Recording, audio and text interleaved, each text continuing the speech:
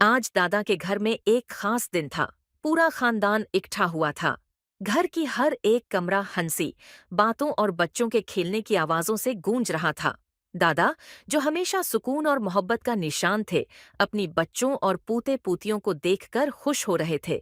शान, जो दादा का सबसे बड़ा बेटा था, अपने बच्चों कश्फ, कबीर, ज़ेन, हया और रोमीसा के साथ वक्त गुजार रहा था। कशफ अपने छोटे भाइयों कबीर और ज़ेन के साथ खेलों की बातें कर रही थी, जबकि हया और रोमीसा अपने दोस्तों के साथ बैरूनी खेलों में मसरूफ थी। नौमी, जो कि हमेशा चुपचाप रहता था, अपनी बेटी जारा के साथ बैठा था। वो दोनों पुरानी यादें ताज़ा कर रहे थे, जब बच्चे छोटे होते थे और सब कुछ सादा और खुशगवार था।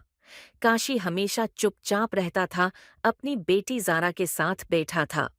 वो दोनों पुरानी यादें ताज़ा कर रहे थे, जब बच्चे छोटे होते थे और सब कुछ सादा और खुशगवार था। काशी हमेशा चुपचाप रहता था, अपनी बेटी जारा के साथ बैठा था। वो दोनों पुरानी यादें ताज़ा कर रहे थे, जब बच्चे छोटे होते थे और सब कुछ सादा और खुशगवार था। काशी हमेशा चुपचाप रहता था, अपनी बेटी जारा के साथ बैठा था। वो दोनों पुरानी यादें ताज़ा कर रहे थे, जब बच्चे छोटे होते थे और फैज़ी, जो कि एक दूसरे से मुकाबला करने में कभी पीछे नहीं रहते, आज बावर्ची खाने में एक दूसरे से बेहतर पकवान बनाने की कोशिश कर रहे थे। काशी की बेटियां आयजा और परेसा घर की सजावट में मदद कर रही थीं, जबकि अब्बू बकर और इब्राहिम अपने छोटे भाइयों के साथ खेलने में मसरूफ थे। फैजी की तीन बच्चे ईमान, हुस्न और हानिया दादा के साथ बैठकर उनकी कहानियां सुन रही थीं और जिंदगी के अहम सबक ले रही थीं। सहर, जो कि दादा की बेटी थी, अपने बच्चों खदीजा, अहमर, इशा और अलीजा के साथ महफिल में शामिल हुई थी। होकर दादा के करीब बैठ गई। बच्चों की हंसी और बातों से पूरा घर रोशन हो रहा था।